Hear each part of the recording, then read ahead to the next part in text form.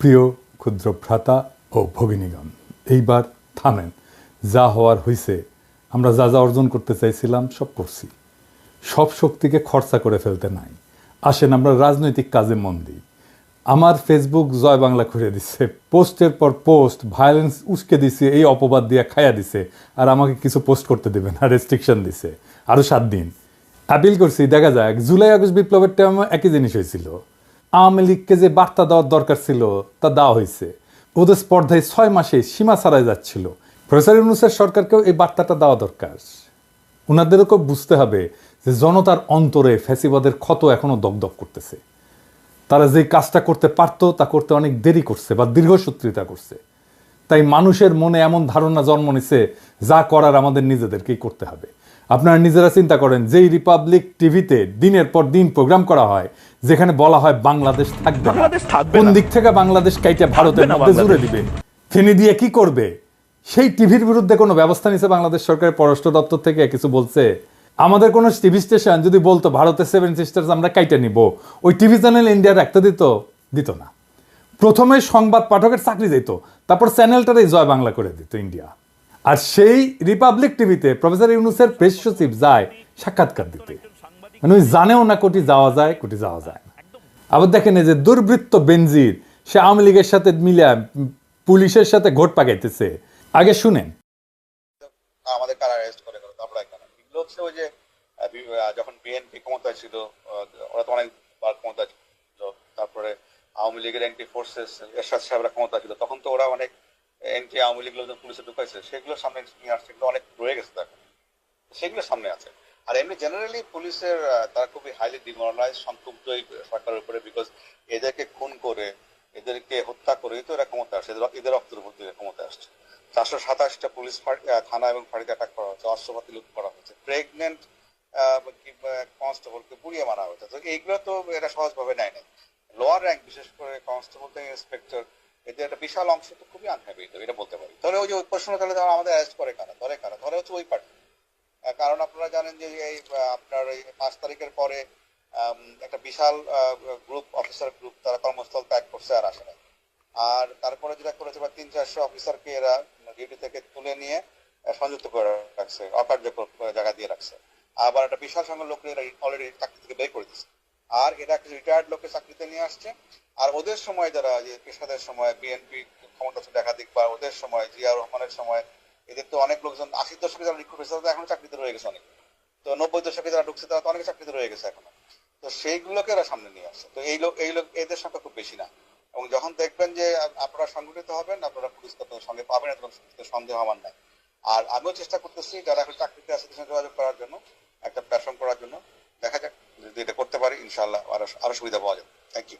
শুনেছেন, বেনজির নাকি অস্ট্রেলিয়ায় আছে, কই আছে খুঁজে বের করেন। আমেরিকান স্যাংশন পাওয়া দুর্বৃত্ত তো বন পোড়া হরিণের মতো, উন্মাদের মতো ছুটে বেড়ানোর কথা।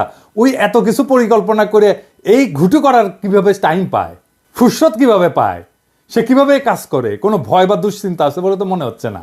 সন্দেহভাজন পুলিশ অফিসার যারা আওয়ামী বেনিফিশিয়ারি ছিল, তাদের মোবাইল ফোন জব্দ করে ফরেন্সিক করেন, দেখেন কাদের কাদের সাথে যোগাযোগ করছে বেনজিরের মধ্যেই, তাদের চিহ্নিত করেন। ইন্ডিয়া ধানমন্ডি 32 নম্বর ভাঙা নিয়ে বিবৃতি দেয়, এটা নাকি বাংলাদেশের ইতিহাস ঐতিহ্যের সাথে যুক্ত। হ্যাঁ, আর যা তো বাবরি মসজিদ ছিল না আপনাদের ইতিহাস ঐতিহ্যের সাথে যুক্ত, ওটা ভাঙিছিলেন কেন? ওটা তো সেলিব্রেট করেন। তবে যা কইছে তা মিথ্যা কয়নি, এটা সত্য যে ইতিহাস ঐতিহ্যের সাথে যুক্ত। ওটা বাংলাদেশে মুজিবের স্বৈরাচার আর হাসিনার ফ্যাসিবাদের ইতিহাসের সাথে যুক্ত। আর ওই ভাষা বাংলাদেশ রাষ্ট্রের পুঙ্গা মারা খাওয়ার সাথে যুক্ত। ওই ভাষা দুর্নীতির টাকায় করা। মুজিবের দুর্নীতির অর্থ দিয়া ওই পাপের প্রসাদ বানানো হয়েছিল, বদের 2 নম্বর কয়ে গেছে। রাষ্ট্রীয় সম্পদ চুরি করা প্রথম পূর্ব পাকিস্তানের নাম শেখ মুজিব। শরদের বডিগার্ড, জেল হয়েছিল তার 2 বছরে। হাসিনা কয় না যে আমার বাবা দেশের জন্য জেল খাটিছে, হারামজাদি দেশের জন্য জেল কাটিছে, টাকা চুরি করে জেল কাটিছে। ধানমন্ডি 32 নম্বরে নাকি অনেক দাড়িওয়ালার লোক দেখা গেছে। এই যে দেখেন, দেখেছেন ভিডিও করেছে দাড়িওয়ালা লোক, এটা আওয়ামী লীগার বিয়ানীবাজার উপজেলা পরিষদের চেয়ারম্যান। ঠিক আইসা ভিডিও করে গেছে সামে, দাড়ি দুড়ি দেখে ভাবিছে আঙ্কেলের লোক। সব কয়টা আওয়ামী লীগের দাগি দেখবেন, এর মধ্যে দাড়ি ছেড়ে পরহেজগার সাজিয়েছে। আমি গতকাল বলছিলাম যে ওইখানে একটা মসজিদ বানানোর কথা। আমাকে খুবই একজন জনপ্রিয় আলেম ব্যক্তিগতভাবে জানাইছেন যে মসজিদ নির্মাণের সমস্যা আছে। উনি বলছেন যে শরীয়ী বিধি অনুযায়ী কারো মালিকানাধীন জায়গায় জোর করে মসজিদ করা আপত্তির, যদিও সরকার অধিগ্রহণ করে ওয়াকফ করে দেয় তাইলে হইতে পারে। আমি বলছিলাম যে আলেমদের পরামর্শ নিতে হবে সিদ্ধান্ত চূড়ান্ত করতে। তো যেহেতু ওনারা দ্বিমত জানাইছেন, তাই সেখানে কি করা যায় সেটা নিয়ে আমাদের সিরিয়াস আলোচনা করা প্রয়োজন। এই জায়গায় এমন কিছু করা যাবে না যা কেউ ভাঙতে পারবে, বা এমন কোনো অবস্থা রাখা যাবে না যে এইখানে 32 নম্বরের বাড়ি পুনর্নির্মিত হইতে পারে। আসেন আমরা ভাবতে থাকি। তবে 32 নাম্বার নিয়ে একটা বিজনেস আইডিয়া দিই। জুলাই ফাউন্ডেশন ধানমন্ডি 32 নম্বরের সব ইট আর আবর্জনার মালিকানা নিতে পারে। এর প্রত্যেকটা খণ্ড আলাদা করে ছোট ছোট প্যাকেট করে বিক্রি করতে পারে, স্মারক হিসাবে কিনবে সবাই। কিছু স্মারকে জনপ্রিয় ফ্যাসি বিরোধী অ্যাক্টিভিস্টের সিগনেচার থাকবে, যেমন ধরেন মাহমুদুর রহমান, ইলিয়াস, আসিফ, নাহিদ, মাহফুজ, হাসনাত, সার্জিস ইত্যাদি, আরও অনেক নাম যুক্ত করতে পারেন। বিক্রির পুরা টাকাটা যাবে জুলাই ফাউন্ডেশনের আহত এবং শহীদদের কল্যাণে। কেমন হইলো আইডিয়াটা? যাই হোক, আরেকটা আলাপে আসি। আমি জানতে পারছি নানা জায়গায় হিন্দু সম্প্রদায়ের উপরে ভয়ভীতি দেখানো হইতেছে, তাদের বাড়িঘর, ব্যবসা প্রতিষ্ঠানে হামলার চেষ্টা চলতেছে। মেহরবানি করে এই কাজ করবেন না। কোনটা পলিটিক্যাল কাজ আর কোনটা ক্রিমিনাল কাজ, এই দুইটা আলাদা করতে পারতে হবে। কোনটা প্রতীকী আর কোনটা প্রতিহিংসা, চান্স নেওয়া, সেটা আলাদা করতে পারতে হবে। কখন থামতে হবে সেটা বুঝতে পারাটা জরুরি। এই জন্যই মুরব্বী লাগে, বুঝছাও? হ্যাঁ, ভাঙিছেন যে পারমিশন নিয়েছেন কারো কাছে, কোন এক মুরব্বীর পারমিশন নেবেন। আমারে যতই সিনিয়র ভাবেন না কেন, যতই দাদা দাদা করেন কেন, আমিও কিছু করতে গেলে, ইম্পর্টেন্ট কিছু করতে গেলে, গুরুত্বপূর্ণ কিছু করতে গেলে মাহমুদ ভাইয়ের সাথে আলাপ করে নিই। আমার দেশে মাহমুদুর রহমান, ওনার পারমিশন নেই, আপনারা হয়তো জানেন না। ওনাকে সম্মান জানানো তো আছেই, তারপরে একটা ওপিনিয়ন, যিনি আমারই মুরব্বী, আমার মতোই চিন্তা করেন, তিনি এটার ঝুঁকি সুবিধা মূল্যায়ন করে আমাকে একটা সৎ পরামর্শ, সাজেশন দেবেন। তবে 32 নম্বর বুলডোজার চালানো নিয়ে আমি ওনার কোনো পারমিশন নেই নাই, এখানে বেয়াদবি করেছি আর কি। যাই হোক, এখন এই ভাঙাভাঙি বন্ধ করা নিয়ে আমার কথা শুনেন না, প্রফেসর ইউনূসের কথা তো শুনবেন।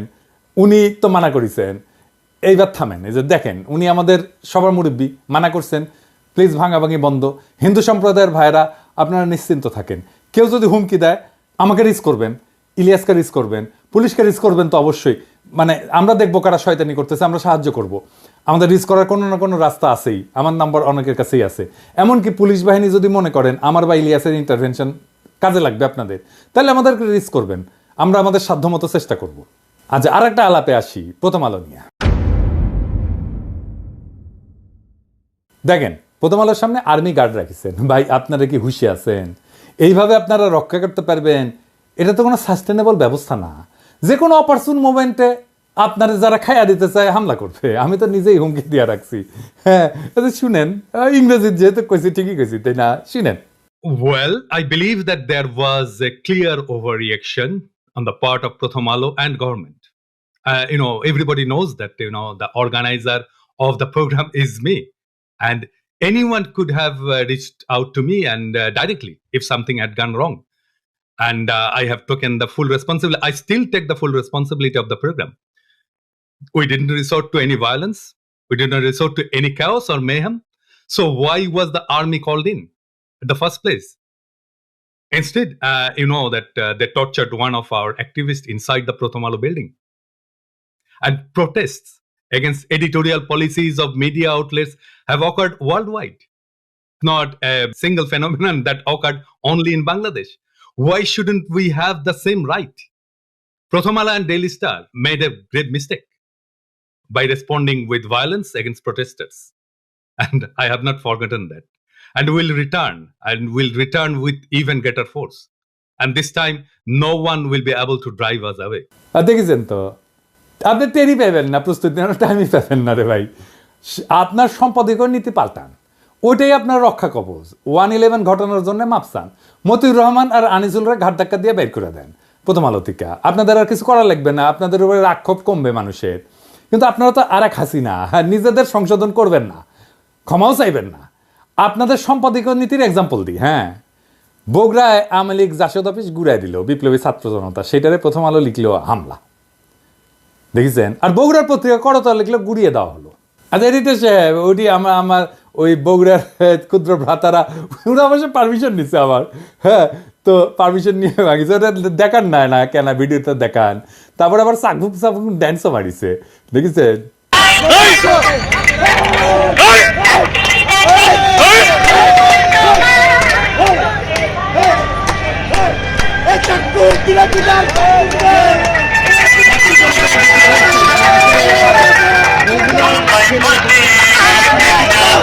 পিনাকি দাদার অ্যাকশন, পিনাকি দাদার অ্যাকশন, বগুড়াবাসীর অ্যাকশন, ইলেভেন অ্যাকশন, ভক্তজনতার অ্যাকশন, দিল্লি না ঢাকা।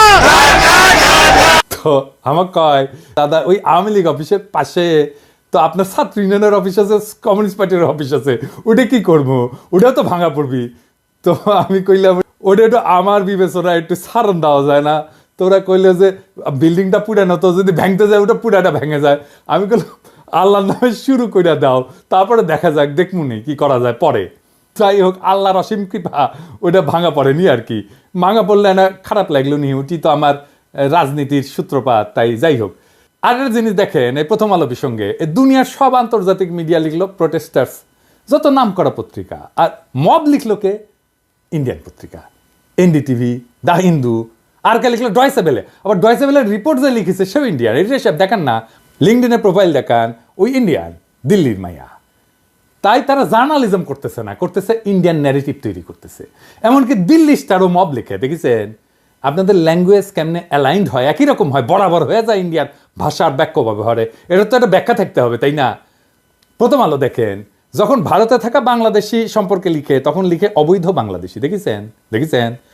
আর ভারতের অবৈধ নাগরিক যাদের আমেরিকা পাঁচাত লাথি দিয়ে পায়ে শিকল পরে পাঠিয়ে দিছে, তারা হয় নথিপত্রবিহীন ভারতীয়। কি সম্মান, দেখেছেন? এই যে বাংলাদেশ ঘৃণা, তারা এটা কোথায় পাইছে? ইন্ডিয়ান প্রভুর কাছে। এই ফাজলামে অব্যাহত রাখবেন, আপনাদের কেউ বাঁচাইতে পারবে না। আজ হোক কাল হোক আপনাদের অবস্থা ধানমন্ডি 35 নম্বরের মতোই হবে, শুনতে যতই খারাপ লাগুক। এটা কোনো হুমকি না, এটা ভবিষ্যৎবাণী। দেখলাম অনেক সুশীলদের আহাজারি। আপনাদের একটা কথা বলি, হ্যাঁ বুঝছা, ওই বাড়ি বানায় দেওয়া সম্ভব, কিন্তু ওই বাড়িটার সাথে যত মৃত্যু যুক্ত আছে, যত কান্না হাহাকার, যত রক্তপাত যুক্ত আছে, ওই বাড়ি থেকে যত হত্যাকাণ্ড চালানো হয়েছে, সেই জীবন ফিরাই দিতে পারবে?